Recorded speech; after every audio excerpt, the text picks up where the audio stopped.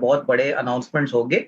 Already railway ministry से यहाँ एक रिपोर्ट्स आ रही है कि करीबन 2-2.5 लाख करोड़ का बजट रेलवे रोलिंग स्टॉक के ऊपर, रेलवे वैगन के ऊपर और प्लस रेलवे प्लेटफॉर्म्स के ऊपर खर्चा किया जाएगा। हालांकि ये अगले 3-4 साल का बजट है, लेकिन हमारा मानना है कि वैगन कंपनीज में टेक्समैको रेल हमको काफी पसंद है। देखिए, इस कंपनी की ऑर्डर बुक करीबन 3,000 करोड़ के ऊपर है। इन्होंने अभी रिसेंटली एक QIP किया था 138 रुपए में, 750 करोड़ इन्होंने रेज किए हैं। सबसे बड़ी बात मुझे लगता है कि वैगन के कंपनीज में गिने चुने प्लेयर्स है, जैसे कि BML हो गया, जुपिटर वैगन हो गया, टिटागर वैगन और टेक्समैको रेल। तो सप्लाई साइड में अभी बहुत बड़ी गैप है और डिमांड काफी जोरों से बढ़ रही है।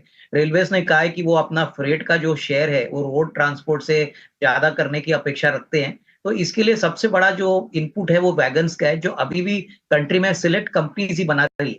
तो डेफिनेटली हमको लग रहा है कि अगले साल 1.5 साल की बात करें तो रेवेन्यू विजिबिलिटी तो ऑलरेडी पक्की है और थोड़े ऑर्डर्स आने की अपेक्षा रहेगी आने वाले साल में। तो यहाँ से मुझे लगता है कि अगर कोई खरीदता है तो करीबन 235-240 का एक टारगेट प्राइस आपको कम खरीदारी करके चल सकते हैं। बजट आएगा तो ये शेयर भी एक अच्छा कमाई कराएगा। 1 साल का उन्होंने हालांकि नजरिया दिया है। अविनाश सर, समान तौर पे हमने देखा है कि रियल एस्टेट स्टॉक्स में बड़ी तेजी देखने को मिली है और लगातार ये चर्चा हो रही है कि रियल एस्टेट सेक्टर को लेकर कुछ अनाउंसमेंट आ सकता है इस बजट में। आपकी तरफ से पहला पिक्स किया रियल एस्टेट से कोई शेयर? में हमको पहले बात स्टॉक बताने के पहले मैं बता दूं कि हम पॉजिटिव क्यों है, क्योंकि हमको लग रहा है कि गवर्नमेंट हाउसिंग और रियल एस्टेट ऐसे सेक्टर्स है जो बहुत बड़ी मात्रा में एम्प्लॉयमेंट जनरेट करते हैं और हाउसिंग एक बहुत बेसिक नीड है। तो इस बजट में हमको लग रहा है कि जो अफोर्डेबल हाउसिंग है, मिडिल क्लास हाउसिंग है, वहां पे तो फोकस रहेगा ही, बट जो लग्जरी सेगमेंट है वहां पे जो तेजी आ गई है उसमें भी गवर्नमेंट चाहेगी कि उनको भी थोड़ा सा इसका बेनिफिट मिले। और जो कंपनी मुझे पसंद है वो अनंतराज है। देखिए, अनंतराज में मैं पहले भी आपके चैनल पे बता चुका हूँ कि ये एक यूनिक रियल एस्टेट कंपनी है जो डेटा सेंटर में और रियल एस्टेट में काम करती है। रियल एस्टेट की बात करें तो इनके पास करीबन 100 एकड़ जमीन है गुड़गांव में। गुड़गांव मार्केट पिछले 6 से 12 महीने में बहुत तेजी से ग्रो कर रहा है। प्राइसेस भी 25-30% से बढ़े हैं। और इनका जो बिजनेस मॉडल है, यहाँ पे हमने देखा है कि ये ज्यादातर विलास, बंगलोज और प्लॉट्स बेचते हैं। तो इनके लिए काफी अच्छी बात है कि सारे एवेन्यूज से रेवेन्यू आ जाता है। डेटा सेंटर की बात करें मनीष, तो ये बहुत यूनिक बिजनेस है। इनफैक्ट अभी सनराइज सेक्टर माना जाता है। करीबन 300 मेगावाट की कैपेसिटी तो अभी उन्होंने ऑलरेडी लगाई है।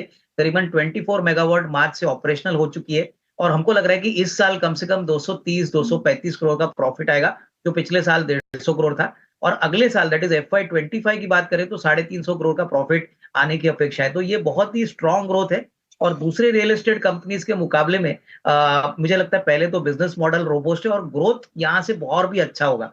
तो करीबन 375 का पहला टारगेट लेके 318-19 जो भाव चल रहा है, इसको खरीदने का मौका समझ लीजिए। तीसरा क्वार्टर काफी स्ट्रांग होगा, लेकिन आने वाला साल भी इससे काफी अच्छा होगा। तो ये डेफिनेटली एक पोर्टफोलियो पिक रहेगा। तो यहाँ पे जरूर थोड़ा निवेश करने की सलाह रहेगी। तो Anantraj industries real estate sector से जुड़ी हुई कंपनी, इसमें खरीदारी करने की सलाह। 375 रुपये का लक्ष्य होगा, नजरिया 1 साल का रखना होगा। तो 3 स्टॉक्स की चर्चा हुई, 3 जानकारों ने बताया। अलग अलग सेक्टर्स देखिए, एक ONGC की बात हुई, एक KCP की बात हुई जो शुगर और सीमेंट कारोबार से जुड़ी हुई कंपनी है, और तीसरी जो कंपनी है वो रियल एस्टेट सेक्टर से जुड़ी हुई है।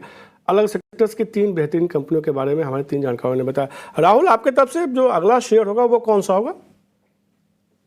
तो मेरे ख्याल से जिस तरह से हम सेटअप देख रहे हैं तो ऑब्वियसली एक PNB हाउसिंग मेरा दूसरा पिक रहेगा। हम देख रहे हैं कि लगातार हम देख रहे हैं कि रियल एस्टेट के कंपनीज के नंबर्स काफी स्ट्रांग आते हुए देखने को मिला है और क्वार्टर ऑन क्वार्टर ग्रोथ अच्छा खासा देखने और ईयर ऑन ईयर, और ऐसा कहा जा सकता है कि one of the best time real estate वालों के लिए है। तो हमें proxy to play that real estate companies के शेयर्स तो काफी भाग चुके हैं। तो हमें लग रहा है कि PNB housing proxy to play this housing boom and real estate boom रहेगा। तो आप समझिए कि ये जो बुक भी जो उनका बना हुआ है, तो मेरे ख्याल से काफी सारा रिटेल बुक है। तो और ये रिटेल ग्रोथ के अंदर हमें लग रहा है कि 17 से 18% का ग्रोथ आ सकता है इसके अंदर। और अगेन काफी अर्जे से हम देखें कि हाउसिंग फाइनेंस कंपनीज में ऐसे वैल्यूएशन मिले नहीं है जैसे चलने।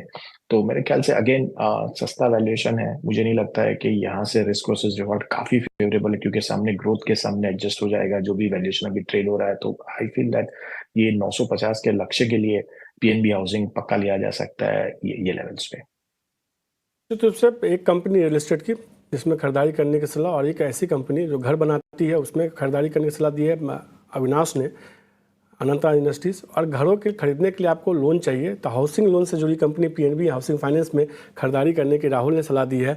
आप उसमें खरीदारी करके चल सकते हैं। 960 रुपये तक का लक्ष्य देखने को मिल सकता है। विवेक, इससे जुड़ा हुआ कोई सेक्टर इसके साथ, या किसी और सेक्टर की आप बात कर रहे हैं आप?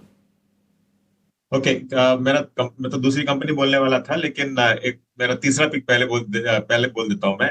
ये देखिए, हमने कई बार बात किया हुआ है, और ईटी स्वदेश पे तो मैं 5.5 से बात कर रहा हूँ। ये है नेस्को। अब आप अगर देखो तो ये काफी बढ़ के अभी 980 के आजू बाजू चल रहा है, और मुझे लगता है कि इसको आपको लेना चाहिए 1000 के ऊपर के टारगेट के लिए। बहुत समय के बाद कंपनी इनफैक्ट फोकस में आ गई है एनालिस्ट के, और काफी एनालिस्ट अभी रेकमेंड भी करने लग गए हैं। तो मुझे लगता है कि मैं थोड़ा अर्ली पिक किया था और उसका फायदा मिल रहा है। अब कंपनी क्या करती है? कंपनी रियल एस्टेट में है, और इनफैक्ट इनके बुक्स में कैश है करीबन 1600 करोड़ का।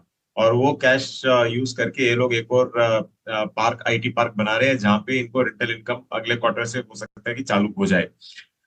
कंपनी और भी है इसमें, माइस सेगमेंट का जो एग्जीबिशंस में भी है कंपनी। तो माइस सेगमेंट है जो मीटिंग्स, इंसेंटिव्स और कॉन्फ्रेंसेस का जो होता है कॉर्पोरेट्स की तरफ से, उनमें भी एक अपटिक है। तो मुझे लगता है कि काफी स्ट्रॉन्ग बेट हो सकता है ये आगे चल के आपको 1000 के ऊपर दिखेगा। और ऐसे डिस्क्लोजर देखिए, मेरे पास पर्सनल होल्डिंग है इसका। और क्योंकि आप जो रिलेटेड मांगे तो ये ऑलमोस्ट रियल एस्टेट कंपनी हो गई एक तरीके से। तो थोड़ी डिफरेंट काइंड ऑफ कंपनी है, लेकिन हाँ, रियल एस्टेट अगर दिखाता है तो इसका प्रॉपर्टी वैल्यू भी आपको बढ़ते हुए दिखेगा। तो नेस्को एक और शेयर जो पसंद आ रहा है, विवेक को लगता है उनको यहाँ से मजबूती देखने को मिल सकती है। रियल एस्टेट थीम को उन्होंने भी पकड़ने की कोशिश की है, और अभी तक जितने स्टॉक्स में चर्चा की गई है ना, उसमें अधिकांश शेयरों में फिलहाल के लिए रियल एस्टेट थीम निकल के सामने आ रहा है। 1000 रुपये के लक्ष्य के साथ खरीदारी करके चल सकते हैं, यानी यहाँ से अच्छा खासा अपसाइड जो है विवेक को